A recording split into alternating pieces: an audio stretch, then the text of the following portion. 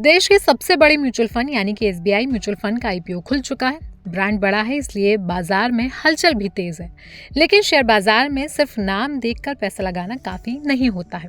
इस आईपीओ में निवेश करने से पहले आपको इसके कुछ रिस्क जान लेने चाहिए जो कंपनी के आरएचपी और एक्सपर्ट्स की रिसर्च के बाद सामने आए हैं। ऐसे में आइए इस आईपीओ में पैसा लगाने से पहले कुछ पहलुओं के बारे में बताते हैं जिन्हें समझना काफी ज्यादा जरूरी है।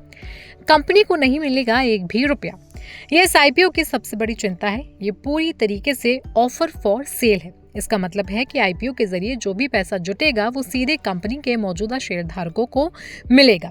कंपनी को बिजनेस बढ़ाने, नई टेक्नोलॉजी लाने या कर्ज चुकाने के लिए एक भी रुपया इसमें से नहीं मिलने वाला है। आमतौर पर निवेशक उन आईपीओ को ज्यादा पसंद करते हैं जिनमें फ्रेश इशू होते हैं क्योंकि उससे कंपनी मजबूत होती है। शेयर बाजार गिरा तो कंपनी की कमाई भी डूबेगी। इस कंपनी की कमाई सीधे तौर पर इस बात पर निर्भर करती है कि उसके पास कितना एसेट अंडर मैनेजमेंट है।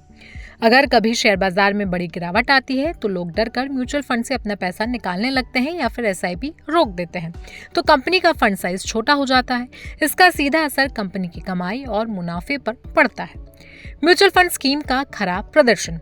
कंपनी ने खुद माना है कि अगर उसकी म्यूचुअल फंड स्कीम अच्छा परफॉर्म नहीं करेगी तो लोग अपना पैसा निकाल लेंगे और कंपनी की मार्केट वैल्यू घट जाएगी। मार्च 2026 के आंकड़ों के मुताबिक कंपनी की लगभग 33.33 इक्विटी स्कीम्स अपनी कैटेगरी में सबसे नीचे चल रही हैं। कुल फंड का करीब 12.69% हिस्सा ऐसी ही कमजोर परफॉर्मेंस वाली स्कीम में फंसा है जो कि एक बड़ा ऑपरेशनल रिस्क है। सस्ते पैसिव फंड्स का बढ़ता क्रेज। आजकल लोग महंगे एक्टिव म्यूचुअल फंड्स के बजाय सस्ते इंडेक्स फंड या ईटीएफ जिन्हें पैसिव फंड कहा जाता है उनमें पैसा लगाना ज्यादा प्रेफर करते हैं। कंपनी का पैसिव फंड बिजनेस तो बढ़ रहा है लेकिन दिक्कत यह है कि इनमें फीस बहुत कम मिलती है। इससे कंपनी की कुल कमाई का मार्जिन घट सकता है।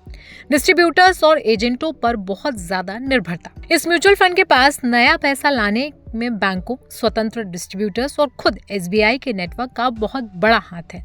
अगर भविष्य में सरकार नियमों में कोई बदलाव करती है या इन डिस्ट्रीब्यूटर्स के साथ रिश्ते कमजोर होते हैं तो नया पैसा आने में मुश्किल हो सकती है। खुद का नहीं है एसबीआई नाम यानी कि ट्रेडमार्क रिस्क।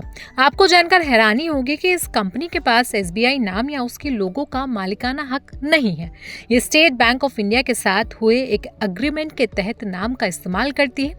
अगर भविष्य में इस एग्रीमेंट में कोई भी बदलाव होता है या खत्म होता है तो कंपनी के बिजनेस को बहुत बड़ा झटका लग सकता है। कुछ ही स्कीम्स के भरोसे पूरा बिजनेस। कंपनी का पूरा बिजनेस उसकी कुछ चुनिंदा म्यूचुअल फंड स्कीम्स के दम पर चल रहा है। कुछ फंड और कमाई का एक बहुत बड़ा हिस्सा इन्हीं कुछ टॉप स्कीम से आता है। भगवान ना करे अगर इनमें से 2-3 स्कीम्स का परफॉर्मेंस भी खराब होता है तो कंपनी के मुनाफे को भारी नुकसान होगा। छोटे शहरों के निवेशकों का डर। म्यूचुअल फंड की भाषा में मेट्रो शहरों के बाहर वाले छोटे शहरों को B30 कहा जाता है। एसबीआई म्यूचुअल फंड का इन छोटे शहरों में मजबूत दबदबा है, लेकिन आंकड़ों के मुताबिक जब भी बाजार में कोई मंदी या डर का माहौल आता है तो छोटे शहरों के निवेशक बहुत जल्दी घबरा कर अपना पैसा निकाल लेते हैं। इससे कंपनी का फंड अचानक कम हो जाता है। शेयर की कीमत बहुत ज्यादा महंगी है। इस आईपीओ के शेयर की कीमत काफी ज्यादा आंकी गई है। इसका पी रेशियो 36.2 से 38.2 गुना रखा गया है। हालांकि बड़ी एसेट मैनेजमेंट कंपनियों के शेयर महंगे मिलते हैं लेकिन इसकी कीमत पर निवेशकों के लिए आगे बहुत ज्यादा मुनाफा कमाने की गुंजाइश कम रह जाती है। और आखिर है प्रमोटर्स का बाहर निकलना। भले ही एसबीआई कंपनी का प्रमोटर बना रहेगा लेकिन इस आईपीओ के जरिए मौजूदा बड़े शेयर धारक अपना हिस्सा बेचकर मुनाफा वसूली कर रहे हैं।